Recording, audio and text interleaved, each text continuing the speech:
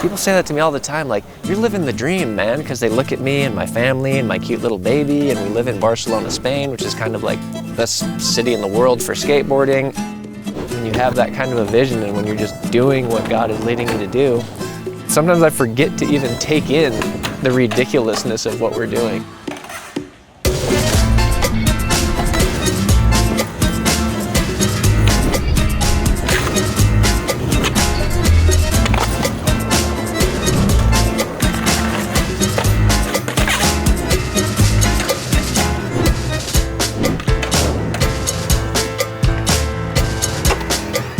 Oh man, it probably took me like 5 or 6 months to learn how to ollie, which now I'll teach a kid how to ollie in 10 minutes. I didn't have any instructions. I didn't have the internet to go to. In 8th grade, I really didn't know where I fit in. Like, I was mostly just skating alone with some of my neighbors. There were these other kids at school who were like skaters, and then one of the dudes invited me, and I went out with these guys. As the years went on, starting skating with known skaters in the area, and then going out filming, more and more skateboarding became like part of my life, part of my identity, and then being able to start riding for some of the local brands. Through a lot of that is where I really felt like the skateboarding community is really something that I'm part of. I wasn't the kid that was like, I want to be an astronaut, I want to be no, I was just like, I don't know. That's kind of the thought that I've always had. Doing anything relatively successful? No, I doubt that's gonna happen, not for me. No, I don't have anything to give. I mean, you'd be like, yeah, it'd be great to become a pro skater, but that's not possible. There's no way I could really succeed at anything. It's a bunch of insecurity and lies, and I believe them. But I like skating.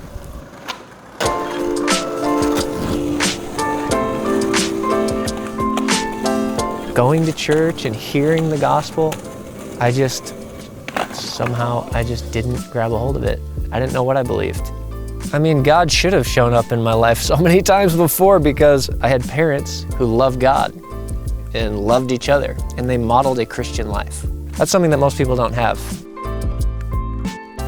It wasn't until I was 19 years old that I encountered Jesus, and God changed my life completely.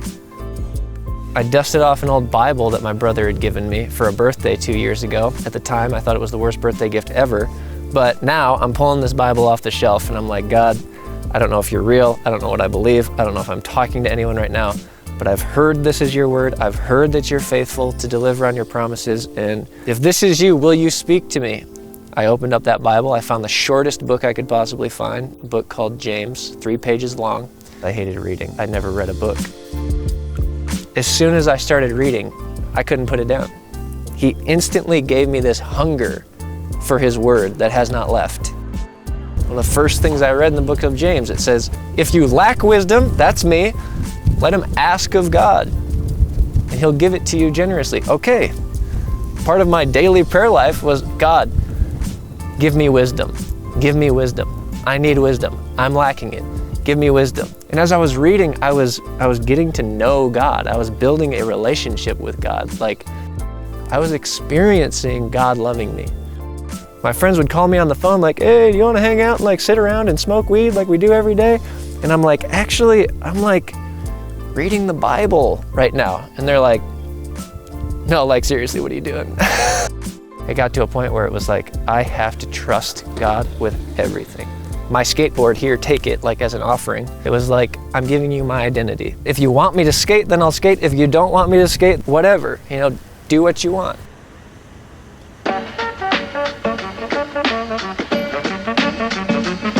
I started skating more than I was before. I started filming more, and I started winning contests more. And then eventually went out to LA to do this discipleship program with Youth with a Mission. I was a sponsored skateboarder, like riding for DC Shoes. I'm getting packages in the mail. Like, people know that I'm like a skateboarder that can do tricks, but I didn't have any vision of how to use it for God.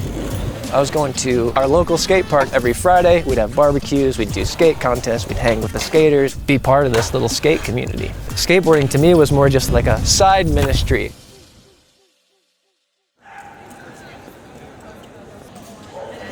Okay, should we do a single flip trick?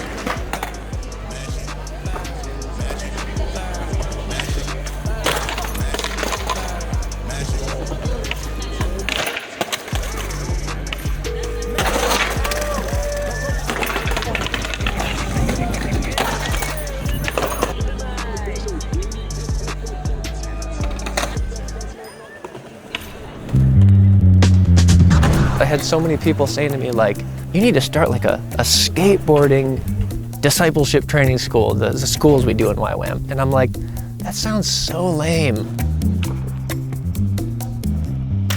But the more I was spending time at this local skate park, the more God was actually growing my heart for skaters. You know, you don't have to have one of these crazy moments where God is speaking. That's what happened though.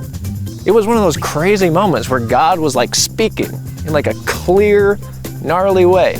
He says, don't you see that I've been preparing you for something?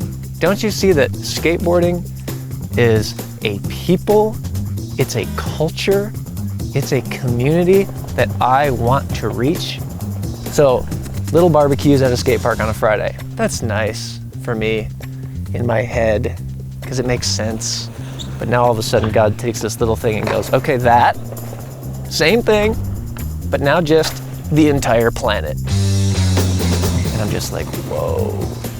Like all this stuff is coming to mind. We need to be training skateboarders as missionaries and sending them out. And God's like, hello, what have you been doing for the last however many years in Youth with a Mission? I need to do that.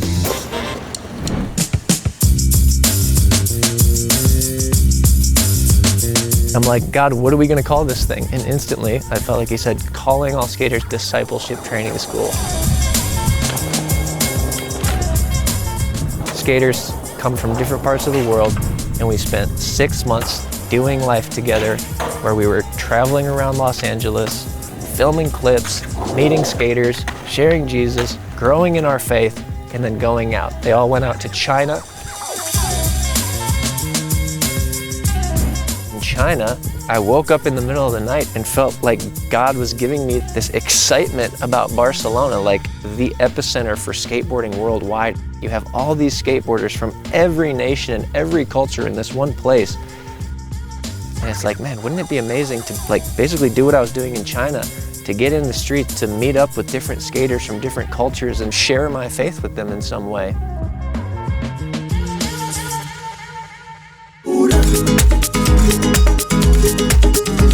The first trip we took to Barcelona, we didn't have any contacts here, we didn't have money, we had no idea what we were doing. But I just had this thing, it's like, this is from God. Like, I have to do this, I have to do this. And we did it, it was difficult, but it was amazing. And that trip in 2008 was the seed that truly began to lay the foundation for what we're now building in Barcelona and in Europe today.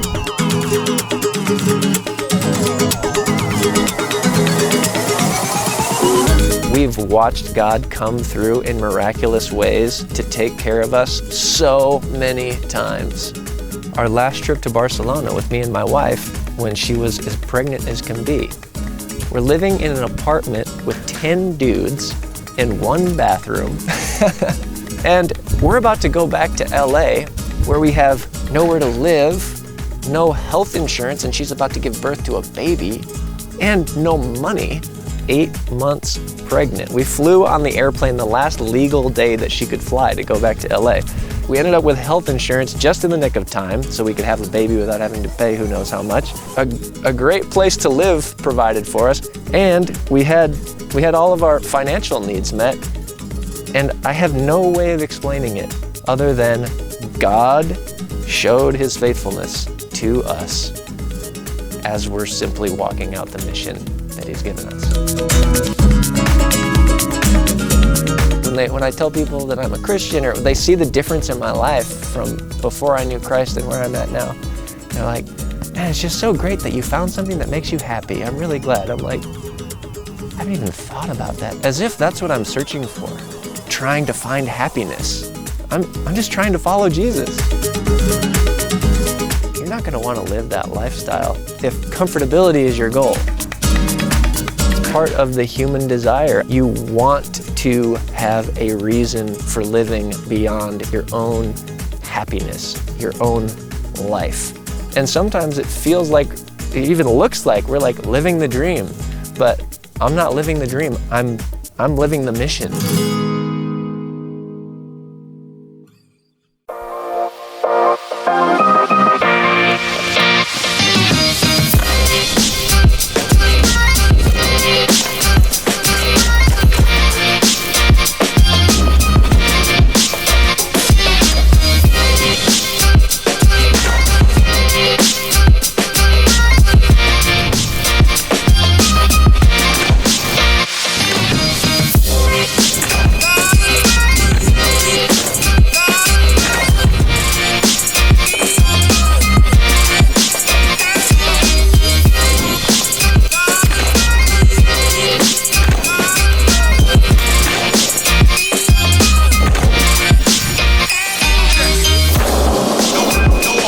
Shaun, and you're watching This Is Me TV.